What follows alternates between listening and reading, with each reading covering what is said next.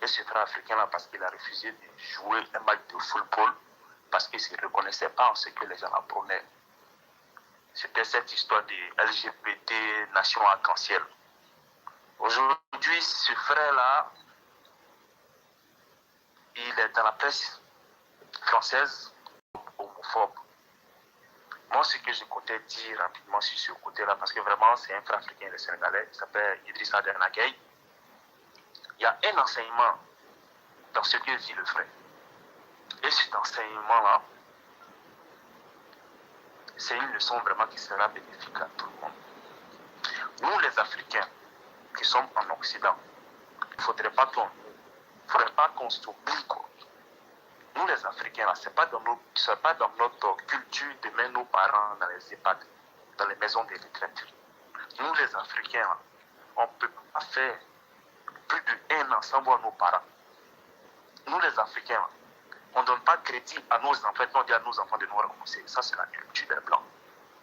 Aujourd'hui, cette histoire d'homophobie, là, il faudrait que nos parents, ceux qui ont reçu l'éducation africaine, et sont venus en France ici, il faudrait que cette histoire commence vraiment à tirer la sonnette d'alarme au niveau de leurs enfants.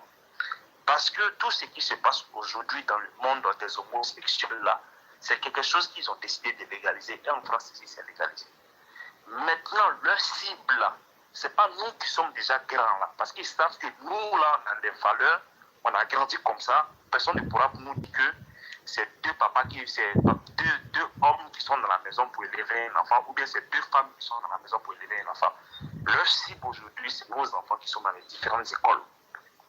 Parce que si même au niveau de l'État français, eux aujourd'hui, ils dédient des journées pour une fondation arc-en-ciel, c'est-à-dire pour donner le droit à ces personnes de se marier, mariage pour tous. Donc ça ne veut pas dire que dans nos écoles, là, ça va, nos enfants vont échapper. Or, un enfant, quand il bombarde un enfant dans son oreille, que ça c'est bon, ça c'est bon, ça c'est bon, ça c'est bon, finalement l'enfant finit par voir cet esprit-là. Donc imaginez un instant, toi en tant que père, aujourd'hui on te dit que ton fils, il est homosexuel, ou bien ta fille est homosexuelle, et bon, pour eux c'est quelque chose de normal. Or, quand c'est comme ça, c'est comme si la personne même avait commis un crime contre l'humanité. Donc, certes, nos enfants vont à l'école en Occident, mais échangeons énormément avec ces enfants-là pour ne pas que les Occidentaux transforment nos enfants. Parce qu'après, c'est nous qui allons voir honte sur ce côté-là. Donc, vraiment, cher frère, c'est ce que je voudrais dire ce soir. Vraiment, merci beaucoup, cher frère. Merci pour ce que tu as fait et merci pour les belles paroles que tu as eu à dire. Et tu vois, j'aime beaucoup me référer aux livres religieux parce que beaucoup parmi nous, s'ils ne sont pas chrétiens, sont musulmans. Et il y a un verset du Coran où le Satan répond à Dieu. Il dit, quel que soit ce que tu feras, je ferai tout pour que ceux-là, ces humains-là, changent eux-mêmes leur propre nature. Et tout est là-dedans. Et vous voyez, un être humain ne vaut rien que par la somme des éducations morales qu'on lui donne.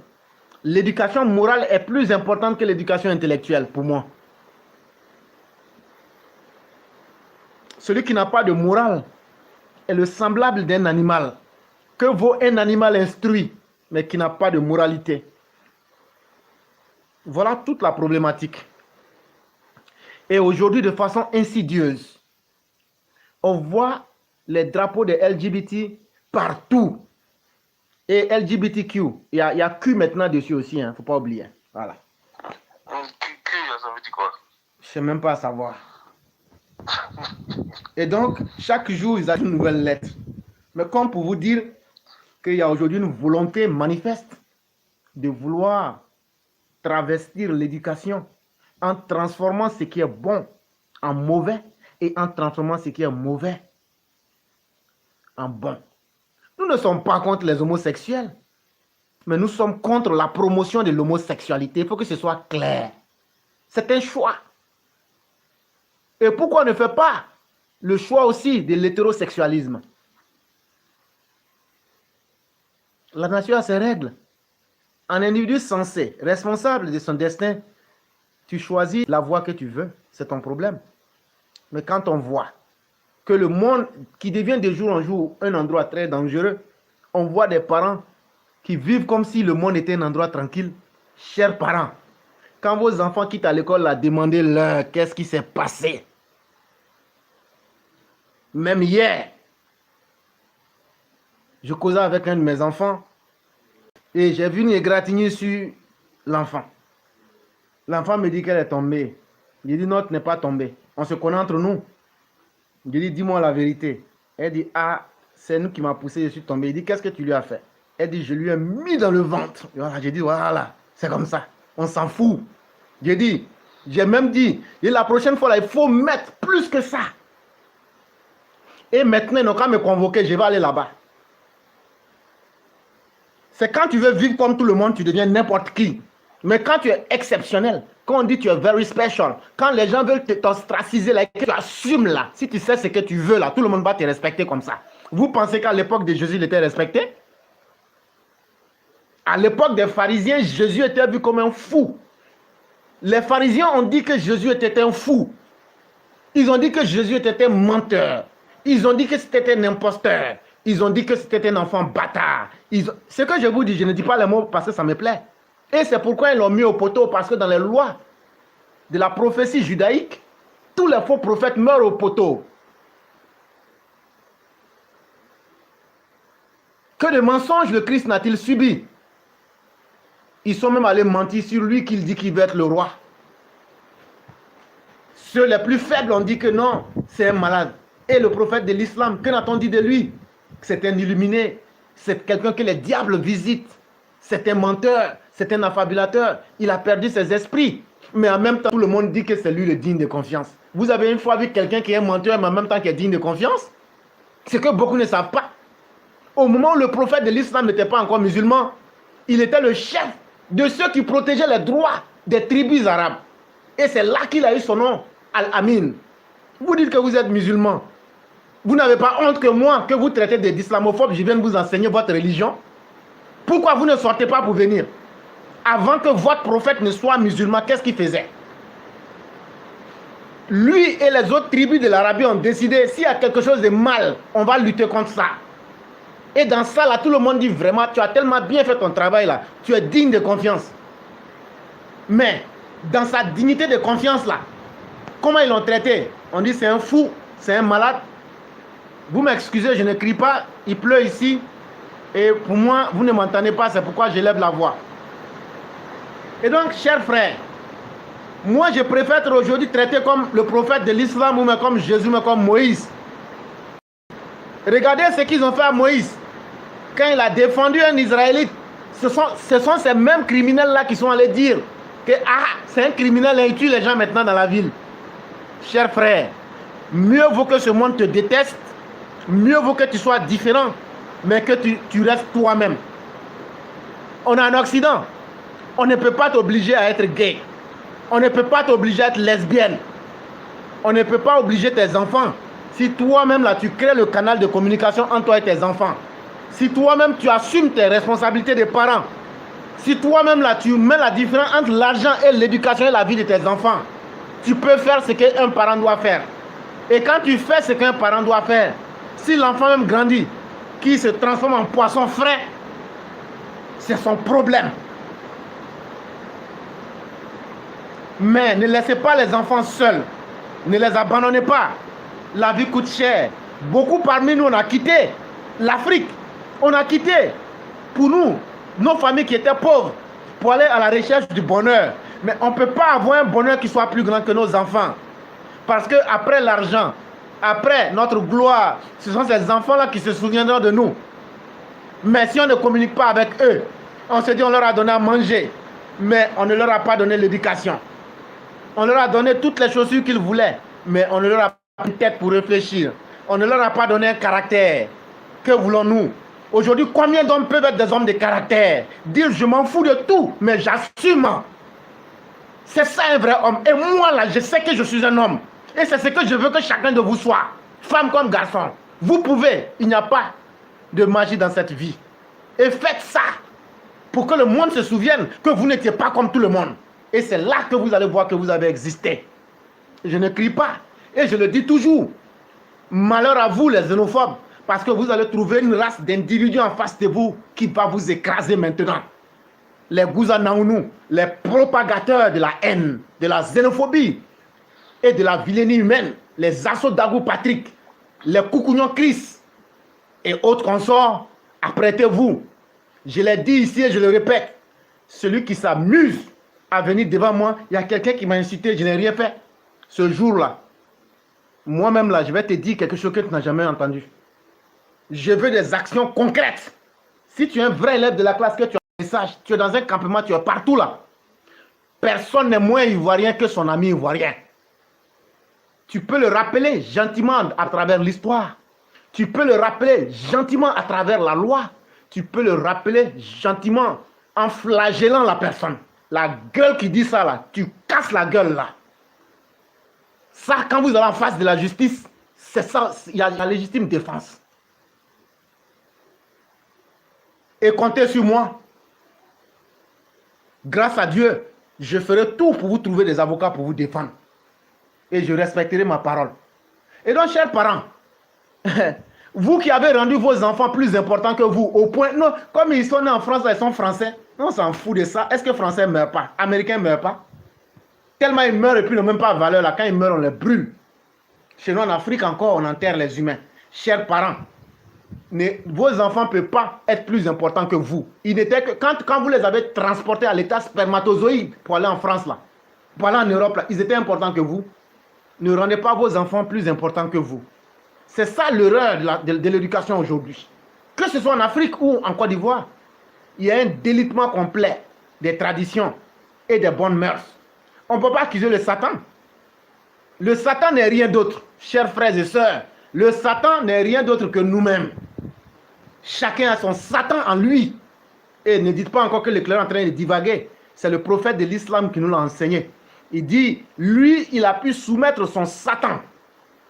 Ah, donc même les prophètes de Dieu viennent avec leur propre Satan? Oui, parce qu'ils ont en eux aussi la capacité de faire le mal. C'est la capacité de faire le mal, c'est ce qu'on appelle Satan. Satan veut dire celui qui incite, celui qui allume, celui qui pousse vers. C'est ce que ça veut dire. Si toi tu as créé quelque chose avec des cornes pour dégager ton irresponsabilité en la mettant sur cet être imaginaire, tu te trompes. Ton irresponsabilité à assumer les faits et à te déterminer là, c'est ce qui sera son Satan. Ton irresponsabilité à ne pas être capable de dire la vérité où il faut dire la vérité, c'est ton Satan qui est en toi comme ça. Quand tu t'en vas forniquer là, c'est ton désir satanique de la fornication. C'est ça qui est le Satan. Dire non, non, non, le Satan existe, il m'a parlé. Personne ne peut dire que Satan est venu lui parler. Tout à l'intérieur de toi-même. Donc, assumons-nous. S'il vous plaît, essayons d'être différents pour que les autres nous respectent. Parce que les autres, la vie c'est un jeu. Les gens vont vous essayer de plusieurs manières. Nous on est sur cette plateforme-là. On a dit on ne veut pas ressembler à quelqu'un. On a dit on ne va jamais s'ajouter à quelqu'un. Mais le temps va nous dire si on a eu raison ou pas. Mais est-ce qu'on n'est pas à l'aise? Est-ce qu'on n'est pas à l'aise? Non, chers élèves de la classe, dites-moi, si on n'est pas à l'aise sur la plateforme-là, dites-moi, sinon je ne continue pas. Est-ce qu'on est à l'aise ou on n'est pas à l'aise? Vous êtes sur les deux plateformes. Je veux voir la réponse pour voir ceux qui ne sont pas à l'aise. Là, au moins, on va leur demander. Ok. Tout le monde dit qu'il est à l'aise. Et donc, chers frères, tu vois, ça veut dire qu'on peut être différent et s'aimer soi-même. Et donc là, ceux qui veulent suivre le monde, vous êtes les perdants. Et personne ne vous suivra. Et personne ne parlera de vous. Et vous ne donc pas exister. Alors que nous autres, on aura vécu notre vie comme on l'entend. Et on aura vécu notre vie sans chercher à plaire à qui que ce soit. Parce que quand tu veux plaire à quelqu'un, la personne, c'est comme si la personne a pris ta vie en otage et la personne vit ta vie à ta place. Merci beaucoup Issa Bakayoko. Merci beaucoup Ousmane Traoré. Et merci à tous ceux qui ont confirmé ce que je dis. Merci à notre mère Martine Théa. Merci beaucoup à notre frère Walou Bello. Et c'est ça un être humain. La première question que Dieu va vous poser, est-ce que tu as vécu ta vie comme tu devrais la vivre? Ah non, non, non, moi je ne voulais pas que les autres me critiquent ou bien je ne voulais pas être différent des autres, donc je n'ai pas bien vécu ma vie. Tu iras en enfer. Parce que déjà, ta vie de misérable que tu as menée sans vivre ta propre vie, tu t'es foutu de Dieu et tu t'es foutu de toi-même. Nos enfants qui sont nés en Occident, là, à part le passeport de ces pays-là, il n'y a rien de spécial qu'ils ont. Éduquer des hommes et des femmes. Demain, là, l'enfant même va s'asseoir. Tu penses que quand tu es pauvre, là, ton enfant ne saura pas? Quand tu es pauvre, là, nous tous en Occident, ici, on est pauvres. Arrêtons de mentir et de faire rêver nos parents qui sont en Côte d'Ivoire. Parce que même si tu es milliardaire en Occident, là, qui te voit, qui te regarde? Qui te voit, qui te regarde?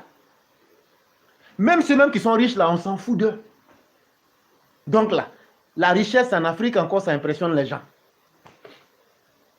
Mais les enfants, si vous les avez éduqués, si vous leur avez donné des éducations et des bases solides dans la vie,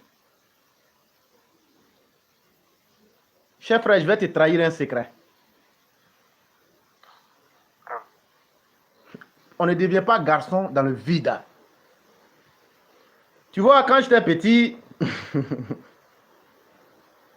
mon père n'était jamais satisfait de moi. Même quand je fais la lecture, quand je fais tout, il me dit qu'il n'est pas satisfait. Il m'oblige à me surpasser. À un moment, je me suis dit, peut-être que ce monsieur-là ne doit pas être mon père. Parce qu'il est méchant. Ça, c'est l'esprit de l'enfant. Lui ne voit que les choses selon le bon et le mal. Parce que l'esprit n'est pas encore mûr. Mais après un temps, le papa a formé un être humain qui est resté un homme digne. Qui est resté un être vrai. Qui est resté un être qui assume. Et chers frères, partout où on revendique la dignité, je lève ma main. Et ça, c'est à cause de ce monsieur-là. Et qu'est-ce que vous voulez que je lui donne? Qu'est-ce que vous voulez que je dise à ce père? Est-ce que moi je dois prier pour ce monsieur? Non. Est-ce que je dois dire à Dieu de lui accorder sa miséricorde? Non. Il a déjà eu sa grâce. Parce qu'il a créé un être humain. Il a créé un être vrai. Et aujourd'hui, les conséquences sont en face. Si moi j'étais un braqueur, le monde entier aurait su et m'aurait respecté en fonction de ça. Parce que j'allais faire ce que je devrais faire. Sans regarder, sans écouter. Et j'allais réussir dans ce que je voulais faire. Et ça, c'est grâce à ce monsieur. Et que voulez-vous? C'est ça un père. C'est ça une mère. Quand la petite fille s'assoit, elle dit, c'est ma mère qui a fait que je sais faire mes toilettes. Je le dis parce que chacun de nous a une responsabilité à jouer. Décomplexons le débat. Ce qu'on ne veut pas faire avec nos enfants à la maison, en leur disant, moi je le dis à mes garçons, quand vous serez pubères, voilà comment ça se passe. Vous voulez voir la réalité? Je leur montre. Je leur montre ce qu'on peut leur montrer au-delà des images. Je les mets en face de la vie pour ne pas que quelqu'un d'autre le fasse à ma place. Avec nos mères, qui sont nos filles, commencer à les éduquer pour qu'elles aient un argument qui leur dit, mais ça à la maison, on ne m'a pas montré ça comme ça. N'acceptons pas que ce soit les autres qui éduquent nos enfants. Chers frères, c'est très important. Et c'est notre responsabilité. Soyez comme ce père qu'on n'oubliera jamais. Parce que dans chacune de nos actions, on se souvient que c'est lui qui nous a fait. Souvenez-vous de cette mère. Chaque fois, la petite fille se souviendra. Pour dire, c'est elle qui a fait de moi que je suis une femme aujourd'hui. Et surtout, ne mariez jamais une femme, mais mariez votre mère. C'est beaucoup important. C'est ce que j'allais ajouter. Vraiment, merci, cher frère. Merci beaucoup. Donc, vous passez une excellente soirée. Merci, cher. Merci beaucoup.